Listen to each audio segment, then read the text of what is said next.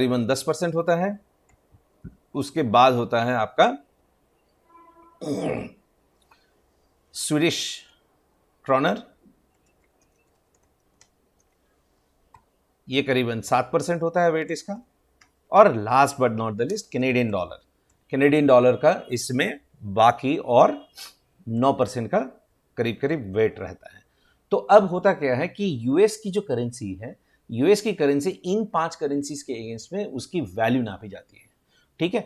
और अब बहरहाल इसका मतलब है कि अगर वेटेड बेसिस पे लिया जाए तो वेटेड बेसिस पे इस बास्केट से एक करेंसी जो आएगी उसके अगेंस्ट में एक यूएस डॉलर की वैल्यू तुलना की जाती है। बहरहाल ऑब्वियसली ये क्यों होगा, क्योंकि जब से यूएस की जब गोल्ड स्टैंडर्ड अबैंडन किया गया था उस टाइम से लेके यूएस की सबसे बड़ी जो ट्रेडिंग पार्टनर्स हुआ करती थी ये 5 देश हुआ करती थी उनकी ट्रेडिंग पार्टनर। उसके बाद ऑब्वियसली हाल फिल में उसके बाद धीरे धीरे जापान यूएस का बहुत बड़ा एक ट्रेडिंग पार्टनर बन गया, चाइना एक बहुत बड़ा ट्रेडिंग पार्टनर बन गया, India also to certain extent एक बड़ी ट्रेडिंग पार्टनर है यूएस की। तो ऐसे फिर हुआ है। लेकिन बास्केट ऑफ करेंसी की हम जब बात कर रहे थे, बास्केट ऑफ करेंसीज में यही 5 करेंसीज को कंसिडर किया जाता है। तो ऑब्वियसली एक चीज हमें यहां से समझनी पड़ेगी कि इसमें ये जो वेटेड एवरेज होगा, इस वेटेड एवरेज के अगेंस्ट में एक डॉलर की वैल्यू जितनी कम होगी इसका मतलब डॉलर उतनी ज्यादा वैल्यूएबल है। डॉलर की वैल्यू कम होगी मतलब यहां पे मैं क्या कह रहा हूं कि अगर मान के चलिए कि ये एक 100 इसका एक 100 ये एक करेंसी का अगर 100 रुपए ले लेता हूं वेटेड एवरेज में, 100 रुपए लेने का मतलब क्या है कि ये 100 रुपए में यूरो की, मैं रुपया बोल रहा हूं, आप समझ सकते हो मैं क्या बोल रहा हूं। तो यूरो की उसमें 60 रुपया रहेगा, पाउंड स्टर्लिंग उसमें 12 रुपए रहेगा, स्विस फ्रांक उसमें 10 रुपए, ऐसे करके अगर 100 रुपए अगर मैं यहां से निकालता हूं तो उसके अगेंस्ट में डॉलर अगर मुझे सिर्फ और सिर्फ 90 देना पड़े तो इसका मतलब डॉलर वैल्यूएबल हो गया ज्यादा, है ना, यही चीज हो गई। सिमिलरली अगर डॉलर उसके अगेंस्ट में मुझे 102 रुपए देना पड़े तो इसका मतलब डॉलर महंगा, डॉलर महंगा नहीं, डॉलर क्या हो गया, डॉलर की जो वैल्यू है वो घट गई, है ना। 100 के अगेंस्ट में 90 और 100 के अगेंस्ट में 102, तो आप समझ सकते हो जो जो 102 है वो उसकी वैल्यू कम हो गई है, डिप्रिशिएट हुई है। और जहां पे कम जो 100 के अगेंस्ट में $90 हो गई है या $88 हो गए तो उसकी वैल्यू बढ़ गई है, ठीक है। तो इस चीज को नापने के लिए एक तरीका होता है जिसको बोला जाता है डॉलर इंडेक्स। और ये डॉलर इंडेक्स का चार्ट मैंने आपके सामने खोल के रखा हुआ है। अब इस चार्ट को थोड़ा सा ध्यान से और बारीकी से देखिएगा। ये मैंने मंथली चार्ट खोल के रखा हुआ है और ये मंथली चार्ट में अगर आप देखोगे तो ये एक स्वीट स्पॉट है डॉलर का। अगर ये 2004 के पहले से ही अगर आप देखोगे है काफी लंबा है, तो इसमें से बहरहाल हाल फिलहाल में 2002 में डॉलर की वैल्यू इसमें बहुत गिर गई थी जब ये 120 रुपए के आसपास हो गई थी, 120 यूनिट ऑफ दैट बास्केट हो गई थी, है ना। तो उस टाइम पे डॉलर की जो वैल्यू है वो बहुत गिर गई थी उस टाइम पे, ठीक है। और उसके बाद अगर मैं हाल फिलहाल की बात करूं तो आप देखोगे कि डॉलर 2012 में उसकी जो वैल्यू थी वो काफ़ी, फिर उन्होंने उसके ऊपर काम किया और डॉलर की वैल्यू 2012 में 72-73 रुपए पे पहुंच गई थी। इसका मतलब डॉलर जो है वो बहुत ही वैल्यूएबल हो चुका था, बहुत ही वैल्यूएबल हो चुका था, है ना। अच्छा, अब आप बोलोगे कि डॉलर डॉलर के पीछे इतने सारे लोग दीवाने क्यों? क्योंकि देखिए डॉलर सिर्फ और सिर्फ यूएस की करेंसी नहीं है, it is also store of value. और दुनिया में सबसे ज्यादा जो ट्रांजैक्शन होती है इंटरनेशनल एक्सचेंज में, सबसे ज्यादा जो जिसमें बिजनेस चलता है, ट्रेड चलता है, वो यूएस डॉलर होता है, उसके बाद यूरो होता है, ठीक है। तो इस वजह से जो है डॉलर एक स्टोर ऑफ वैल्यू भी कहलाया जाता है, ठीक है। अच्छा, अब बॉन्ड यील्ड और डॉलर की जो वैल्यू है, जो बास्केट ऑफ करेंसी के अगेंस्ट में उसको मेजर किया जाता है, उसका एक सीधा संबंध होता है। सीधा संबंध क्या होता है कि जैसे ही ये जो बॉन्ड यील्ड है, अगर ये बॉन्ड यील्ड बढ़ने लगेगा, इंटरेस्ट रेट बढ़ने लगेगी, तो डॉलर इंडेक्स की जो वैल्यू है वो घट जाएगी। मतलब क्या है कि अब ज्यादा डॉलर देने पड़ेंगे, ठीक है, समझ में आ गया। अच्छा, ये मैंने यील्ड के ऊपर मैंने आपको इससे पहले भी चर्चा करी थी। इसमें से एक चीज और मैं बताना चाहूंगा जो इंपॉर्टेंट है, जो हमने पिछले वीडियोस में भी उसके ऊपर हमने काफी गहराई से स्टडी की थी, कि ये जो इंटरेस्ट रेट होता है, हम इंटरेस्ट रेट हमेशा नॉमिनल इंटरेस्ट रेट के ऊपर डील करते हैं। नॉमिनल इंटरेस्ट रेट के दो हिस्से होते हैं, एक होता है जो हमारा रियल इंटरेस्ट रेट होता है, दूसरा होता है जो इन्फ्लेशन होता है। अब मान के चलिए कि अगर 6% नॉमिनल इंटरेस्ट है, उसमें से 4% रियल इंटरेस्ट रेट है और 2% अगर इन्फ्लेशन है, तो ये मिला के 4 और 2 6% उसका नॉमिनल रेट इंटरेस्ट रेट हो गया। वैसे 3% रियल इंटरेस्ट रेट और 3% इन्फ्लेशन, फिर हमारा 6% नॉमिनल रेट ऑफ इंटरेस्ट हो जाता है। अब इस चीज में ध्यान रखिएगा, ये हमेशा हमेशा ही इसको ऊपर आपको ध्यान देना पड़ेगा कि ये जो नॉमिनल इंटरेस्ट है, इसमें से रियल इंटरेस्ट रेट जितना ज्यादा होगा उतनी ही करेंसीज की वैल्यू ऊपर जाएगी, उतनी ही डोमेस्टिक करेंसी की वैल्यू अच्छा रहेगा, उतनी ही उस देश की इकोनॉमी को अच्छा माना जाएगा। लेकिन अगर नॉमिनल इंटरेस्ट रेट का एक बहुत बड़ा पोर्शन अगर इन्फ्लेशन ही कवर कर लेता है, तो इसका मतलब हो गया रियल इंटरेस्ट रेट कम है तो करेंसी की वैल्यूज भी कम होगी। तो इसका संबंध अब सीधा समझिएगा कि नॉमिनल इंटरेस्ट रेट अगर बढ़ रही है तो जरूरी नहीं है कि हमेशा जो करेंसी है वो हमेशा घट जाए, नहीं। या नॉमिनल इंटरेस्ट रेट जब घट रही है तो हमेशा ये जरूरी नहीं है कि जो कंट्री की जो करेंसी है वो ऊपर चली जाए, नो। ये डिपेंड करता है कि नॉमिनल इंटरेस्ट का कौन सा पोर्शन है जो उस करेंसी को ड्राइव कर रहा है। अगर रियल इंटरेस्ट रेट बढ़ रहा है तो करेंसी की वैल्यूज ऊपर जाएगी, अगर उस नॉमिनल इंटरेस्ट में इन्फ्लेशन उस चीज को ड्राइव कर रहा है तो करेंसी की वैल्यू नीचे आएगी। ठीक है, इतना समझ में आ गया। तो अब ये जो बॉन्ड यील्ड है, उस बॉन्ड यील्ड जो है वो डायरेक्टली ट्रेजरीज के साथ जुड़ा हुआ है। ट्रेजरीज जैसे जैसे खरीदते जाएंगे तो फिर क्या होगा, बॉन्ड यील्ड जो है वो घटता जाएगा। बॉन्ड यील्ड जैसे ही घटती जाएगी तो फिर क्या होगा, जो इंटरेस्ट रेट है, इंटरेस्ट रेट भी घटती जाएगी। अब ये जो इंटरेस्ट रेट घट रहा है वो कौन सा इंटरेस्ट रेट घट रहा है, आपका नॉमिनल इंटरेस्ट रेट घट रहा है। नॉमिनल इंटरेस्ट रेट के दो पार्ट्स होते हैं, रियल इंटरेस्ट रेट और इन्फ्लेशन, दोनों ही पार्ट होते हैं। ठीक है, अब इन्फ्लेशन का फेड के पास या कोई भी सेंट्रल गवर्नमेंट के पास या सेंट्रल बैंक के पास उसका एक लॉन्ग टर्म टारगेट होता है। फेड का जो टारगेट है वो करीबन 2 to 3% होता है, 2 to 3%। इसका मतलब क्या हो गया कि अगर इन्फ्लेशन 2% और 3% के बीच में रहेगा तो फेड का कहना है कि तब मैं उस चीज को हाथ नहीं लगाऊंगा, उस चीज को वैसे ही रहने दूंगा। अगर ये 2% के नीचे आता है तो डिफ्लेशनरी प्रेशर क्रिएट होता है, 3% के ऊपर जाता है तो फिर वो inflationary pressure and later on hyper inflationary pressure create करता है। तो फेड कहती है कि जब तक 2 और 3 के बीच में इन्फ्लेशन रेट है तो मार्केट फोर्सेस ही अपने आप को एडजस्ट कर लेगी इस तरह से कि जो long term average inflation rate है वो बरकरार रहे। ठीक है, अगर ये जो लेवल है इस लेवल से को ब्रीच कंसिस्टेंटली अगर ब्रीच नीचे की तरफ या ऊपर की तरफ करता है तभी फेड अपनी हरकत में आ जाएगी। ये एग्जैक्टली कंसिस्टेंट है जो मैंने पहले आपको समझाया था theory in part 1 of this video, जहां पे मैंने एक्सपेंशनरी मॉनेटरी पॉलिसी और फिर वो जीडीपी आउटपुट और आउटपुट गैप, इन्फ्लेशन फलाना, ये सब के बारे में हमने बात करी थी। तो चलिए अब इसमें चीज को समझते हुआ क्या है कि यहां पे हुआ क्या था कि जैसे ही फेड ने अपना $1.9 ट्रिलियन के 2 ट्रांचेस में जब तक हुआ था, स्टिमुलस पैकेज की बात करी थी, तब तक क्या किया था, उन्होंने मार्केट से बॉन्ड्स खरीदे, तो वो हमें समझ में आ गया। अब मैंने क्या बोला था लास्ट वीडियो में कि ये जो पार्टी है ये पार्टी तब तक ही चलती रहेगी जब तक फेड जो है ये वादा करता रहे कि मैं मार्केट से बॉन्ड खरीदता जाऊंगा, मार्केट से बॉन्ड खरीदता जाऊंगा। जब तक खरीदता जाएगा तो तब क्या होगा, तो यील्ड कम होती जाएगी, यील्ड करेंसी होगी तो करेंसी की वैल्यू ऊपर रहेगी। करेंसी की वैल्यू अगर ऊपर रहती है तो होता क्या है कि इस चीज को और जरा ध्यान से समझिएगा। करेंसी की वैल्यू अगर ऊपर है तो फॉरेन इंस्टीट्यूशनल इन्वेस्टर्स, मतलब जो यूएस के इंस्टीट्यूशनल इन्वेस्टर्स है, बाहर के देश में जाके जो अपना पैसा लगाते हैं, उनमें एक बहुत बड़ी ताकत आ जाती है। उनकी ताकत क्या होती है कि भाई मेरे पीछे डॉलर है जिसकी वैल्यू जो है ना वो एकदम तगड़ी है एकदम। तो जब ये ताकत उनके पीछे आती है तो फिर वो क्या करते हैं, वो बोलते हैं कि लगाओ यार कोई बात नहीं, हम दूसरे जो कंट्रीज है उसमें पैसा डालेंगे क्योंकि मेरी डॉलर जो है वो मजबूत है, सब मेरे डॉलर के पीछे भाग रहे हैं। और उसमें सबसे ज्यादा कहाँ पे पैसा लगता है, फिर ये इमर्जिंग मार्केट्स में लगता है। इंडिया हो गया, फिर आपके वियतनाम हो गया। अच्छा, मैं चाइना को ये इमर्जिंग मार्केट के तकमे में एक्चुअली नहीं गिन रहा हूँ, जबकि जो बाकी एक्चुअली विश्व उसको इमर्जिंग मार्केट समझती है, लेकिन दुनिया की जो सेकंड लार्जेस्ट इकोनॉमी है उसको इमर्जिंग मार्केट का दर्जा मेरे ख्याल से नहीं देना चाहिए। हाँ, India is an emerging market definitely. फिर वियतनाम हो गई, पाकिस्तान हो गया, बांग्लादेश, श्रीलंका, ये सारे फ्रंटियर मार्केट्स हैं। ठीक है, इसके ऊपर हमने पार्ट 1 में ऑलरेडी चर्चा करी थी। तो अच्छा, अब होता क्या है कि जब तक डॉलर स्ट्रांग है तो तब तक उनके लिए, फॉरेन इंस्टीट्यूशनल इन्वेस्टर्स के लिए इंसेंटिव बनता है। इंसेंटिव क्या बनता है कि भैया मैं जो है ना इसमें पैसा लगाऊंगा इस देश में। ठीक है, अब उस देश की तरफ से सोचिए, उस देश को फायदा क्या हो रहा है। उस देश को फायदा ये हो रहा है कि उसके घर में डॉलर आ रही है।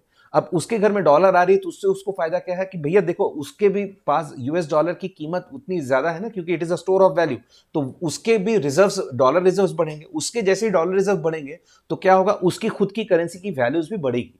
क्योंकि चीज ऐसी है कि घर में अगर आपने सोना रखा हुआ है, एक बहुत लग्जरी कार आपने खरीद के रखी हुई है, तो आपका जो सोशल स्टेटस है वो थोड़ा सा बढ़ जाता है। ठीक है, तो वैसा ही कुछ चीज इस जो इमर्जिंग मार्केट्स है उनके साथ भी होता है। तो वो लोग भी खुशी खुशी ये जो फॉरेन इंस्टीट्यूशनल इन्वेस्टर्स है इनको अलाउ करते हैं कि भैया आप डॉलर लाओ, आप रुपी लाओ और मेरे देश में आप इन्वेस्ट करो, कोई इशू नहीं है। ठीक है, तो इंडिया में भी ये चीज चलती है। ठीक है, अच्छा इसमें और एक चीज समझिएगा, जो एफ होती है और ये जो एफडीआई होती है इनमें फर्क होता है। ठीक है, फॉरेन इंस्टीट्यूशनल इन्वेस्टर्स और फॉरेन डायरेक्ट इन्वेस्टमेंट में फर्क होता है। फॉरेन इंस्टीट्यूशनल इन्वेस्टर्स जो है वो डायरेक्ट आके स्टॉक मार्केट में, कैपिटल मार्केट में पैसा लगा देते हैं, और फॉरेन डायरेक्ट इन्वेस्टमेंट का मतलब होता है कि जो एक्चुअली आके आपकी जमीन में, आपके धरती में पैसा लगाए। जैसे कोई भी आप कारखाना समझ लो, जैसे जनरल मोटर्स हो गई, फोर्ड हो गई, टोयोटा हो गई, इन्होंने एक्चुअली हमारे देश में उन्होंने फैक्ट्री डाली हुई है, तो उसको फॉरेन डायरेक्ट इन्वेस्टमेंट बोला जाता है। ठीक है, तो कोई भी देश की जो इकोनॉमी होती है, कोई भी देश की जो जीडीपी होती है, वो फॉरेन इंस्टीट्यूशनल इन्वेस्टर्स से उतनी प्रभावित नहीं होनी चाहिए जितना फॉरेन डायरेक्ट इन्वेस्टमेंट से होना चाहिए। क्यों? क्योंकि इसका सीधा असर समझिए, मैं डॉलर में खेलता हूं, मैं डॉलर आपको दे रहा हूं, ठीक है, और यहां पे मैंने पैसा लगा लिया, स्टॉक मार्केट में पैसा लगा लिया, कल कुछ खुदा ना खास्ता कुछ हो गई, उलट ऊपर नीचे हो गई, तो मैं तो इमीडिएटली पैसा उठा लूंगा, जिसके बारे में मैंने बोला था। तो क्योंकि मेरी आपसे कोई बंदिश रखी नहीं है, मैं इमीडिएटली अपना माल डंप करके बेच के चला जाऊंगा, राइट, यही तो करूंगा मैं। लेकिन जो फॉरेन डायरेक्ट इन्वेस्टमेंट करेगा वो वैसा नहीं कर पाएगा, क्योंकि उसके नींव जो है वो नींव पत्थर के साथ इस जमीन पे जुड़ी हुई है। ठीक है, तो कोई भी जो प्रोग्रेसिव नेशन होना होता है ना, उसको हमेशा फॉरेन इंस्टीट्यूशनल इन्वेस्टर्स पे तो ध्यान दो, कोई इशू नहीं है, लेकिन उसके साथ साथ फॉरेन डायरेक्ट इन्वेस्टमेंट पे और ज्यादा ध्यान देना चाहिए, जो कि 1993 में जब लिबरलाइजेशन का एरा आया था डॉक्टर मनमोहन सिंह के तहत। अगेन मैं कोई पॉलिटिकल वैल्यू नहीं ले रहा हूं, doctor Manmohan Singh is one of the eminent economists of the world, if and I'm not talking about India, so I'm talking about that economist. Okay, he was a finance minister in those times. तो उन्होंने ये सारी चीजें जो है उन्होंने सारी चीजें ड्राफ्ट करी थी, और ये ड्राफ्ट करके फिर ये लिबरलाइजेशन का प्रोग्राम उन्होंने इंप्लीमेंट किया था। ठीक है, अब हुआ क्या है, वापिस आ जाते हैं हमारे आज के तारीख पे। तो अभी जो फॉरेन इंस्टीट्यूशनल इन्वेस्टर्स है उन्होंने यहाँ पे पैसे लगाए। अब जब कब तक पैसा लगाएंगे बोलो, तब तक ही पैसा लगाएंगे, नंबर वन, जब तक वो सोर्स है, सोर्स मतलब कौन है, फेड है, फेड जब तक वो अपना पैसा, अपना बॉन्ड्स खरीदता रहेगा और इजी और चीप फंडिंग मार्केट में देता रहेगा। और दूसरी चीज क्या है, जब तक डॉलर की वैल्यू जो है वो बरकरार रहेगी, मजबूत रहेगी, कम से कम नीचे तो नहीं गिरेगी, एक जगह पे रहे। ठीक है, अब समझ लीजिए कि डॉलर की वैल्यू अगर कम हो जाती है, किसके अगेंस्ट में कम होगी, ये जो बास्केट मैंने बात करी, ये बास्केट के अगेंस्ट में कम होगी। अब जैसे ही डॉलर की वैल्यू यहां से कम होती है तो दो चीजें होती है, वो जो फॉरेन इंस्टीट्यूशनल इन्वेस्टर्स था जिन्होंने आपके पैसे, आपके देश में पैसा लगाया था, वियतनाम में पैसा लगाया था, थाईलैंड में पैसा लगाया था, मलेशिया में लगाया था, सिंगापुर में लगाया था, ठीक है ना, तो वो लोग क्या करेंगे, इमीडिएटली डॉलर को वहां से पुल बैक कर लेंगे। ठीक है, और वो पुल बैक करने से होगा क्या, जैसे ही पुल बैक करेंगे, पुल बैक करके घर में पहले आके, क्योंकि उनके घर में सेफ हेवन तो वही है, यूएसए उनका सेफ हेवन है, तो वहीं पर वहां पे जाके फिर कोई सेफ और एसेट में पैसा लगा देंगे।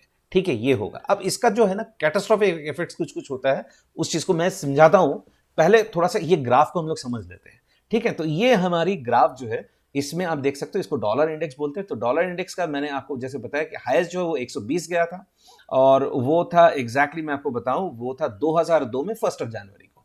ठीक है, और उसके बाद जो है लोएस्ट जो है फिलहाल, हाल फिलहाल में लोएस्ट एक्चुअली जो है इसका, तो आप कह सकते हो 2008 में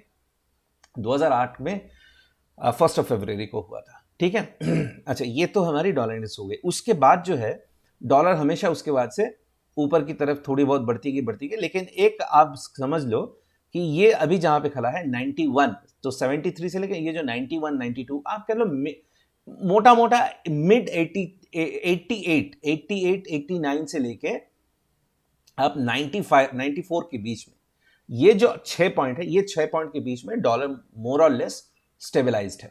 ठीक है, जब तक ये स्टेबिलिटी बरकरार है तब तक फॉरेन इंस्टीट्यूशनल इन्वेस्टर्स आपके देश में पैसा लगाएंगे, सीधी सी बात है। ठीक है, इसमें और कोई दोहराई नहीं रहना चाहिए, मैंने पानी की तरह आप लोगों को समझा दिया है। अब इस ग्राफ, ये जो ग्राफ है, ये ग्राफ खत्म हो जाती है। ठीक है, तो अब इसमें हमने जो चीज जो भी समझी, इसको थोड़ा सा मैं फिर से समराइज कर लेता हूं। समराइजेशन में क्या आएगा, हाँ, इसमें समराइजेशन में हमारा जो चीज आता है उसको हम लोग थोड़ा सा समझ लेते हैं यहां से। ओके, तो सबसे हमने बात क्या देखी कि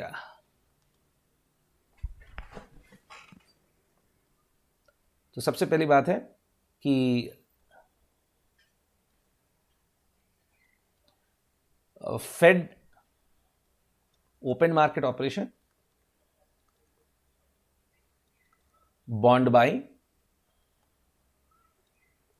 that means yield comes down. Yield comes down means dollar either up or at least अपने जगह पे रहेगा, it will not fall down, नीचे नहीं आएगा, ठीक है। And dollar is major against what, डिक्सी या डॉलर इंडेक्स जिसको बोलते हैं, is major against that basket of currency जिसके ऊपर मैंने अभी चर्चा करी, ठीक है। अब जैसे ही अब हुआ क्या है, अब चीज को बताओ, Fed cannot buy indefinitely. Indefinitely क्या फेड बाय कर सकता है? इंडेफिनिट बाय नहीं कर सकता फेड, है ना। तो जब इंडेफिनिट फेड बाय नहीं कर सकता तो तब क्या होगा, मैं आपको थोड़ा सा इसमें बता देता हूं। जब फेड इंडेफिनिटली बाय नहीं कर सकता तो एक टाइम जब ऐसा आएगा जब वो बोल देगा, हाथ उठा लेगा कि भैया मैं अब मार्केट से मैं अब मार्केट से और बॉन्ड ओपन मार्केट के तहत नहीं खरीदूंगा। तो जब ये ओपन मार्केट के तहत बॉन्ड नहीं खरीद पाएगी तो तब होगा क्या, वो जो बॉन्ड हुआ करती थी उसकी वैल्यू अब कम हो जाएगी, उसकी वैल्यू कम होगी ना, क्योंकि खरीदार जो मेन जो खरीदार था वो खरीदार ने अभी हाथ उठा लिए। अब जब इन्होंने हाथ उठा लिया तो तब यील्ड क्या होगा, यील्ड ऊपर चली जाएगी, ऊपर चली जाएगी, ठीक है ना। अब जब यील्ड ये ऊपर जाता है तो तब दूसरा हमें क्या होता है, जब यील्ड ऊपर जाती है तो फिर डिक्सी जो है, डिक्सी भी इमीडिएटली ऊपर जाता है। डिक्सी ऊपर जाने का मतलब क्या है, ये जो 88 90 था अब यहां से डिक्सी जो है 94 के ऊपर चला जाता है। 94 के ऊपर जैसे चला जाता है फिर क्या होता है, डॉलर को डिवैल्यूएशन का खतरा आ जाता है। तो डॉलर के जब डिवैल्यूएशन का खतरा आता है वो लोग क्या करते हैं, इमर्जिंग मार्केट्स, फ्रंटियर मार्केट्स, ये सारे जगह से जहां पे उन्होंने FIIs के तौर पे अपने पैसे लगाए हुए थे, यहां से वो लोग अपना पैसा विथड्रॉ कर लेते हैं इमीडिएटली, ठीक है। और जब ये लोग यहां से पैसा विथड्रॉ कर लेते हैं, मेरे ख्याल से अब मुझे समझाने की जरूरत नहीं है तब फिर मार्केट में क्या रिएक्शन होता है, ठीक है। मेरे ख्याल से वो चीज आपको अभी समझाने की जरूरत नहीं है, मैंने वो पार्ट 1 में विस्तार से समझाया हुआ है, ठीक है। तो मार्केट इमीडिएटली क्या होता है, प्लमेट करती है, ठीक है। अब आप पूछोगे कि फेड फिर अपना काम ऐसा क्यों रोकेगी। भैया देखिए, ये जो खरीदारी का सिलसिला है ना, चलना है, तो वो उसकी भी एक हर चीज की कैपेसिटी होती है। आपकी टोटल जीडीपी जो है, टोटल जीडीपी $4 ट्रिलियन की है, ठीक है। और आपने मार्केट से क्या किया है, बोरो किया हुआ है। कितना बोरो किया हुआ है, $8.2 ट्रिलियन बोरो किया हुआ है। तो डेफिसिट कितना हुआ, डेफिसिट मेरा हो गया करीबन 4.1 ट्रिलियन। आपको पता है ये फेड जो है, ये जो 4.1 ट्रिलियन का जो बजट डेफिसिट है, ये कितने साल से चल रहा है ऐसा बजट डेफिसिट, पिछले 10 से 15 साल से ये डेफिसिट ऐसे ही चल रहा है। हाँ, फर्क इतना है कि ये डेफिसिट चालू हुआ था पहले लेस देन $1 ट्रिलियन से इन 2005-2006, और वही चीज जो है ये डेफिसिट आज के तारीख में बढ़ के हुआ क्या है, $4.1 ट्रिलियन हो चुकी है, ठीक है। और आने वाले सालों में फिर ये क्या होगा, ये और है बढ़ेगा, ये $5 ट्रिलियन डेफिसिट की तरफ बढ़ेगा। तो क्या कर रहा है फेड क्या कर रहा है, फिर फेड जो कर रहा है वो ये कर रहा है कि ये जो उसकी बोरोइंग थी, बोरोइंग को बार बार रीफाइनेंस कर रहा है। मतलब क्या कर रहा है कि भैया मैंने आपसे पैसे बोरो किए, तो ठीक है चलो यार कोई नहीं, मेरे को नए से तरीके से पैसे दो, नया बॉन्ड्स में छोड़ता हूं और पुराना जो है वो आपको वापस कर देता हूं, ठीक है। तो इससे एक्चुअली स्पीकिंग क्या कर रहा है, ये जो हमारा जो प्रॉब्लम था ना, उस जो बजट डेफिसिट का जो ये जो प्रॉब्लम है बहुत बड़ा, इस प्रॉब्लम को वो लोग सॉल्व नहीं कर रहे हैं।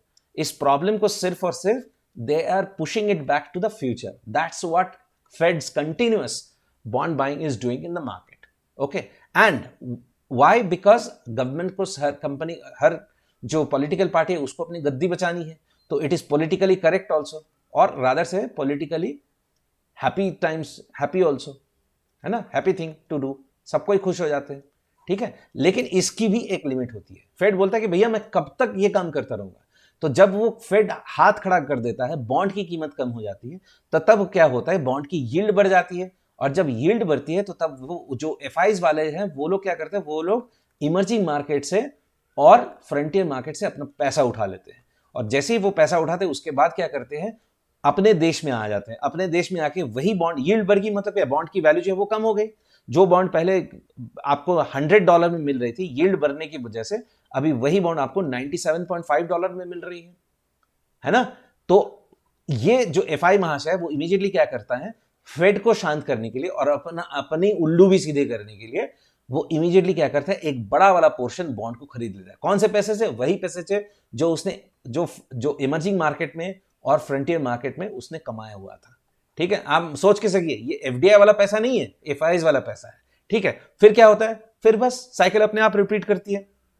कैसे रिपीट करती है कि भैया देखो, अब जो है, अब फेड, अब ये जो इन्वेस्टमेंट बैंकर्स है, जो एफआईज है, तो एफआईज क्या बोलते हैं, ये एफआईज क्या बोलते हैं फेड को कि भैया देखो, मैंने तो बॉन्ड खरीद ली, मैंने भी बॉन्ड खरीद ली ना, तो जैसे ही बॉन्ड खरीदा, बॉन्ड का यील्ड क्या होगा अभी, क्योंकि डिमांड सप्लाई सिचुएशन है, इन्होंने जैसे ही खरीदना चालू किया, यील्ड वापस नीचे। यील्ड वापस नीचे का मतलब क्या है, डॉलर की जो वैल्यू है वो वापस ऊपर, या जो डिवैल्यू होने था वो खतरा फिर से टल गया, और डिक्सी क्या हो गई, डिक्सी फिर से नीचे आ गई। ठीक है ना, ये अब क्या होगा, अब इस वजह से फेड बोलेगी ठीक है चलो अब मैं फिर से खरीदता हूं। ठीक है ना, अब जैसे ही वो फेड बोलेगा फिर से खरीदो, फिर ये एफआईज क्या करेगा, बदमाश इंसान और ये इन्वेस्टमेंट बैंकर्स क्या करेंगे, फिर से इमीडिएटली वो बॉन्ड को डंप करेंगे फेड के पास, उससे भी पैसा कमाएंगे, क्योंकि उसी चीज को उन्होंने 97.5 पे खरीदा था, इनके खरीदने की वजह से बॉन्ड के ऊपर वैल्यू चलेगी, इसको वापस फेड को बेचेंगे 100 में, और फिर से यहां से जो प्रॉफिट कमाया उसके साथ साथ ये $100 फिर से ले जाके इमर्जिंग मार्केट और फ्रंटियर मार्केट में डाल देंगे। ठीक है, ये है पूरा खेल। अच्छा, अब आप सबसे चीज पहले क्या पूछोगे कि भैया देखो ऐसा है, तो हम लोग ये फ्रंटियर मार्केट्स वाले जो है या इमर्जिंग मार्केट्स वाले जो है, हम इस चीज को क्यों अलाउ करते हैं, वही चीज है क्योंकि हमें डॉलर चाहिए। ओके, तो अब उसमें एक चीज समझिए, इसको बोलते हैं कॉन्टैगियन इफेक्ट एंड सेंसिटिविटी। अच्छा, अब कोई भी मार्केट है, उस मार्केट के लिए, इमर्जिंग मार्केट्स हो या फ्रंटियर मार्केट्स हो, उनमें जब तक डॉलर आ रहा है तब तक उनके लिए भी सब कुछ अच्छा है ना, तो वो लोग इसलिए डॉलर को अलाउ करते हैं। अब होता क्या है कि ये वाले जो मार्केट है, ये वाले मार्केट, बिकॉज यार they are relatively young market, relatively immature market, तो ये लोग इस वाले मार्केट में होता क्या है, ये लोग बहुत ज्यादा सेंसिटिव होते हैं, they are ultra sensitive to dollar movement. ठीक है, इनके मार्केट से जैसे ही डॉलर चला जाता है ना, तो इमीडिएटली इनमें भगदड़ मच जाती है, बहुत ज्यादा शेकआउट होता है। ठीक है, अब ये जब बहुत ज्यादा शेकआउट होता है तो तब क्या होता है, इनकी मार्केट इमीडिएटली नीचे आ जाती है, और वैसे ही ये इन मार्केट में फिर से थोड़ा सा फिर डॉलर पंप हो जाता है, वैसे ही ऊपर चले जाते हैं। मतलब क्या है, ये बहुत ज्यादा सेंसिटिव है। ओके, इस बहुत ज्यादा सेंसिटिव की वजह से ये बहुत ज्यादा वोलाटाइल भी हो जाता है मार्केट। ठीक है, तो ये अब साइंस आपको समझ में आ गई। अब आप सोचोगे कि मैं जो बोल रहा हूं उस चीज में वाकई कोई सच्चाई है या सिर्फ एक थ्योरी है और थ्योरी मैंने पढ़ा के छोड़ दिया। नहीं, ऐसी बात नहीं है। मैं अब सबको प्रूव करूंगा कि मैं जो अभी तक कह रहा था उसमें सच्चाई कितनी है। ठीक है, तो चलिए एक काम करते हैं, क्योंकि देखिए मैंने पहले भी आपको बोला था, मैं कोई भी चीज अपने मनसा से नहीं बोलूंगा, सारी चीज जो है वो आपके सामने उजागर करके रख दूंगा विद डेटा एंड फैक्ट्स। ठीक है, तो सबसे पहले हम लोग खोलते हैं निफ्टी की चार्ट को। देखिए ये चार्ट मेरे सामने है, इस चीज को एक काम करता हूं, पहले इसको निकाल देता हूं मैं, क्योंकि आपको फिर समझने में थोड़ा सा तकलीफ होगी। ठीक है, तो अब इस चीज को हम लोग सबसे पहले थोड़ा सा समझते हैं। ये हमारा निफ्टी का 1 महीने का चार्ट है। ठीक है, 1 महीने का चार्ट आपके सामने है। अब इसमें मैं एक चीज को हटा देता हूं, ये प्योर प्लेन चार्ट है। ठीक है, ये चार्ट हमने देखा, ये 2008 से ऊपर जा रही, ऊपर जा रही, ऊपर जा रही, ऊपर है। ठीक है, अब इसमें मैं एक इंडिकेटर लगाता हूं, इस इंडिकेटर का नाम है बोलिंजर बैंड, और ये बोलिंजर बैंड करता क्या है वो भी मैं आपको थोड़ा सा बता देता हूं। ओके, ये जो बोलिंजर बैंड है ये बेसिकली क्या करती है, ये एक टेक्निकल इंडिकेटर है, और ये टेक्निकल इंडिकेटर क्या दर्शाती है, ये दर्शाती है कि अगर कोई भी मार्केट में मूवमेंट हो रही है, डे टू डे बेसिस पे हो या मंथली बेसिस पे हो और इवन 5 मिनट्स बेसिस पे हो, तो उस मूवमेंट में उसकी एक मिड वैल्यू है और मिड वैल्यू से प्लस की साइड में और माइनस की साइड में मैक्सिमम स्ट्रेच कितना हो सकता है, उसका एक अंदेशा जो है वो पेश करती है।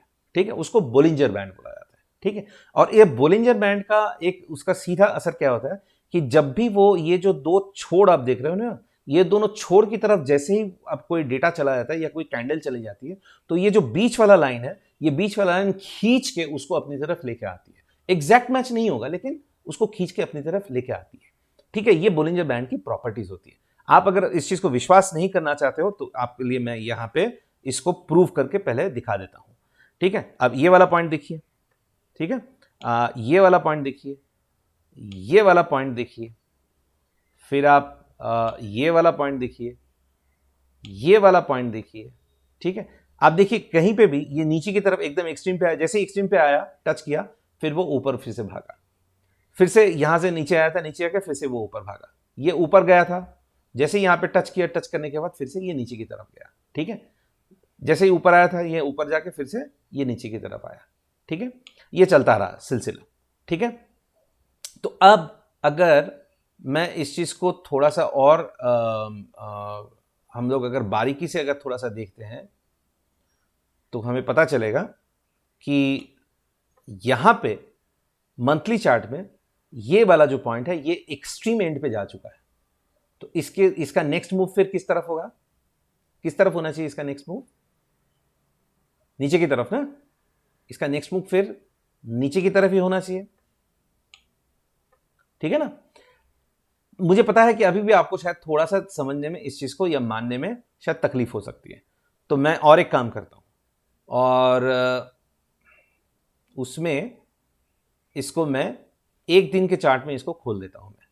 अब देखिए एक दिन के चार्ट में जैसे ही खोला मैंने, आप देखिए कि वो जो ऊपर वाला जो एक बार टच किया था ना, उसके बाद टच करने के बाद ये मिडिल वाली लाइन है उसको ऑलरेडी अपनी तरफ खींचना चालू कर दिया है और खींच के अपनी तरफ लेके आया है। ठीक है, तो वो अपना मंथली चार्ट था और इसको मैंने डेली चार्ट में दिखाया हुआ है। सिमिलर केस है आपका बैंक निफ्टी के साथ भी।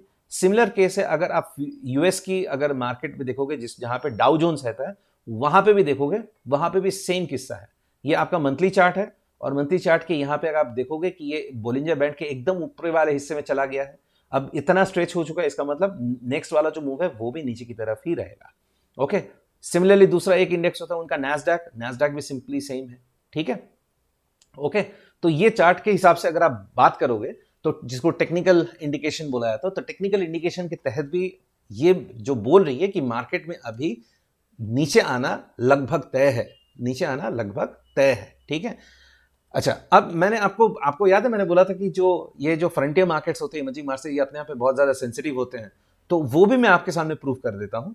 ये देखिए ये वियतनामी चार्ट है ये। ठीक है, इसको VN30 चार्ट बोला जाता है। अब इसको अप्रैल 2019 करीबन 2 साल पहले से लेके अभी मार्च 2000, मतलब 2 साल का मोटा मोटा मंथली रिटर्न का डेटा है। ठीक है, अब इसमें जरा गौर कीजिए।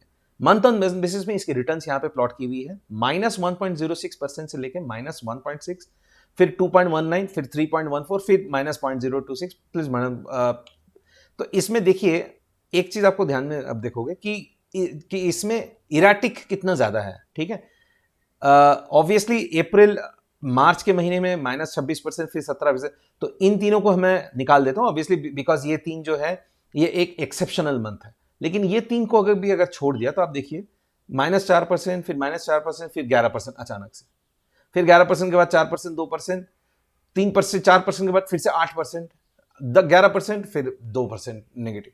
तो ये देखिए इसमें तालमेल जो है, तालमेल कितना एक स्मूथ नहीं है, कितना ज्यादा ऊपर नीचे होता है। बहुत सारे फैक्टर्स है लेकिन उसमें से एक प्रमुख फैक्टर डेफिनेटली डॉलर सेंसिटिविटी भी है। तो उसी चीज को दर्शाने के लिए मैंने ये आपके सामने खोला था। अच्छा, अब मैं वीडियो को और ज्यादा लंबा नहीं खींचूंगा, करीबन आधा घंटे से ऊपर हो गया है। तो मैं आज का है जो 17 मार्च 2021 का, ये investing.com में एक न्यूज आया है यूएस मार्केट खुलने से पहले, अभी शाम के 6:05 हुए हैं। US futures mixed as market waits for Fed guidance, SLR ruling. ठीक है, अब इसमें मैं एक चीज आपके सामने से पढ़ के दिखाता हूं, पूरा पढ़ने की जरूरत नहीं है। The central bank is expected to keep rates unchanged, and its 120 billion pace of monthly bond purchase on hold. Okay. Of more interest will be its updated economic predictions and its predicted path of interest rate movement going forward. In addition, the Fed will likely say whether it's extending a key exemption on bank capital requirements that could have far-reaching consequences on the bond market. तो साहब, अगर आपने जो मैंने आपको पहले video के पहले पार्ट में जो चीज़ें आपके सामने रखी थी, मेरे ख्याल से ये प्रैक्टिकली आपके सामने है. इससे बड़ा प्रूफ और कोई दे सकता है मुझे पता नहीं है. साफ साफ शब्दों में यहाँ पे बोला जा रहा है कि वे लोग और बॉन्ड खरीदना, ज़्यादातर बॉन्ड खरीदना और पसंद नहीं करेंगे. मार्केट इंटरेस्ट रेट अगर 2-3% के ऊपर ब्रीच करके ऊपर की तरफ जाता है तो कुछ टाइम के लिए जाने देंगे, क्योंकि फेड के पास और पैसा नहीं है. वो लोग बजट डेफिसिट को और बढ़ाना नहीं चाहते. आर्टिफिशियली बजट भी डेफिसिट भी बढ़ाओ, लोगों के पास भी पैसा दो, और डॉलर की वैल्यू जो है उसको भी हाई रखो. तीनों काम एक साथ नहीं होता है. फिर गवर्नमेंट कोलैप्स कर जाएगी, कहीं ना कहीं कोलैप्स करेगी. तो इसका मतलब ये होता है कि अब कुछ आने वाले महीने में अंदर सेकेंड हाफ से इन्फ्लेशन का जो साइकिल है वो चालू हो जाएगा. इन्फ्लेशन का जो साइकिल है वो चालू हो जाएगा. ठीक है. और साथ साथ हमें आजकल के अंदर इंटरेस्ट रेट की डायरेक्शन क्या है वो भी पता चल जाएगी. सारा मूवमेंट वही है जो हमने डिस्कस किया था. अब आप बोलोगे लास्ट क्वेश्चन के तौर पे कि भैया ये जीडीपी आपने पहले समझा, मार्केट आज बात कर रहे हो, तो इसका मतलब क्या होता है? इसका भी मैं आपको मतलब बता दूं. देखिए, होता क्या है कि कैपिटल मार्केट जो होती है वो अपने आप में बहुत ज्यादा जो रियल जीडीपी या रियल इकोनॉमी है उससे उसको कम से कम 6 महीने या उसको कम से कम साल भर प्राइस करके रखती है. इसका मतलब क्या हुआ कि जो भी आज मार्केट में जो प्राइस है, ये होता क्या है कि एक्चुअल जो रियल जीडीपी अगले 1 साल में 6 महीने में क्या करेगी उसको आज ही प्राइस करके कैपिटल मार्केट आगे चलती है. So capital market will always lead the real economy या रियल जीडीपी. ठीक है. लेकिन अब ये जो टॉर्टाइज और हेयर वाला स्टोरी है कि हेयर बहुत आगे चला गया, वो जाके फिर वेट करता है टॉर्टाइज के आने के लिए. ठीक है, सही बात है, वेट करे. लेकिन अगर वेट करते करते अगर टॉर्टाइज सो जाए ना, फिर बड़ी दिक्कत हो जाएगी. ठीक है. तो आशा करता हूं, उम्मीद करता हूं कि आपको ये वीडियो बहुत पसंद आया होगा और आपको सीखने को मिला होगा जो मेरी एक्चुअल तमन्ना थी. ठीक है. If you are still interested to know more about it, you can directly get in touch with me, and I promise you that whether you are a student, you're an investor, even if you're a trader, I'll do my best to help you out. Thank you very much, and thank you for being patient. Thank you.